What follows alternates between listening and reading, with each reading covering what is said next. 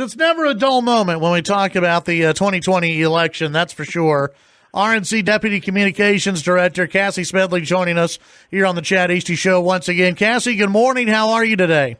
Good morning. It's great to be with you. Well, it's great to have you on the program, and I guess we'll start off with just getting your reaction and the RNC's reaction to the move made by Democrats yesterday. Well, they made a couple of moves yesterday, but the first one announcing the articles that they're moving forward with articles of impeachment against President Trump. Okay, so as Jonathan Turley, the Republican witness, but who's a known Democrat, said last week, this is the thinnest, fastest argument for impeachment we've ever seen. I think the Democrats know that, and Nancy Pelosi knows that she's put her caucus in a politically perilous position, which is why, I think leading to your next comment, that within an hour after introducing articles of impeachment, they miraculously announced that they came to a deal on the USMCA, as the trade bill that, of course, has been ready to be voted on for more than a year. She knew she needed to give her caucus cover. She knew that it's a problem for them to be pursuing impeachment back home. It's not what the voters want. We see that in the polling. We see that in the lack of viewership for these hearings.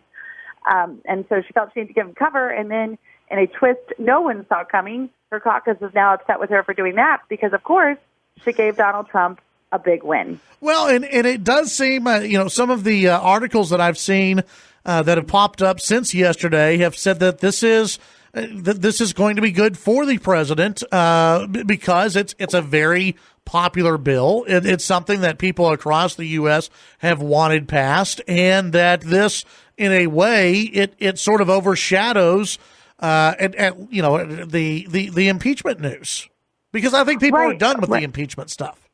We were done before it started. I mean, the Democrats had planned that impeachment press conference since basically Election Day 2016. This is what they've wanted, despite that it's not what the American people want, never mind that there's no basis for it. But they inadvertently put a perfect side-by-side together yesterday in one news cycle. You had the articles of impeachment, which is what the Democrats have been focused on since 2016, investigating the president, going after the president, fighting President Trump. All the while, President Trump has been getting things done and has a lot of results to show for it, not the least of which is the USMCA. So it's a great juxtaposition of the Democrats and their agenda, which is impeach, investigate, resist, obstruct, and then President Trump, which is real results for the American people, not the least of which, again, is the USMCA. So I know he had a raucous rally last night in Pennsylvania. Some of my coworkers went to it and said that he was in a fantastic mood because, of course, he was finally able to go to a rally and say, we got it done, we got it crossed. We pressured the Democrats to do what we wanted them to do, which is pass this USMCA. So he's got a great win, another great win to tout as he makes his case to the American people for re-election. Cassie, how do we get past the desire from the Democrats to impeach this president? Because there's a Fox News story out today that Karen Bass is saying that she's open to impeaching Trump again in 2020. If he wins again in 2020, she's already open to impeaching the president in 2020. I mean, at some point, this has to stop, right? You think so, and I think the stop is going to be with the votes and the voters who have said enough. And we see that. We've seen that in our polling for a long time. Impeachment has never been something that has risen to the top of issues that voters care about because they know, as baseless as it may be, that it takes away from getting really important things done. And we need Congress to do things for a long time, predating President Trump. And I know this isn't any news to viewers. We've hated that Congress was a do-nothing Congress. We've always felt like they weren't doing as much as we wanted or needed them to do. And this is the height example of that. And so any Democrat who thinks that they're going to run on impeachment is going to run themselves right out of town, right back home into a new career, because that is just code for I'm not interested in getting anything done and getting any of the priorities of my constituents accomplished. Michael Bloomberg obviously has entered the race, and I think he's had a few interesting quotes out there, and one of them was that the president would eat all the Democrats alive, the other candidates alive, which I have to give him credit. I agree. I agree with Michael Bloomberg on that one, but he's also dropping a lot of money. He's spending a lot of money out there, and I know the RNC has been able to raise a lot of money, but he's a billionaire. He's a guy who has a lot of money. Is there any concern about going toe-to-toe, not necessarily with Bloomberg, the candidate, but with Bloomberg, the money guy?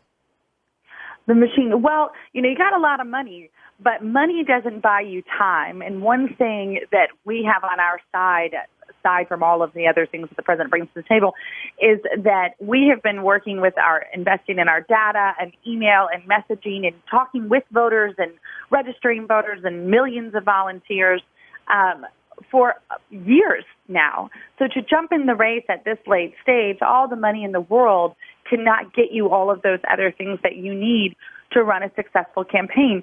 And at the end of the day, if you ask people what they know about Michael Bloomberg, name one thing they know about him, he's the guy who wanted to tax your Slurpee. And so that's all you need to know about him. And he would apply that to every other aspect of your life. He's no different than any other Democrat who's been in this race. His only desire is to tax more of your life, have more government control over your life, and look no further than what he tried to do with our Slurpees. Yeah, that's a good point. Cassie, thank you so much for joining us today. And if we don't visit again before Christmas, Merry Christmas to you, and we'll talk to you as the campaign continues. Thank you, and Merry Christmas to you and your listeners as well. That's Cassie Smedile with the RNC, Deputy Communications Director with the RNC here on the Chad Hasty Show.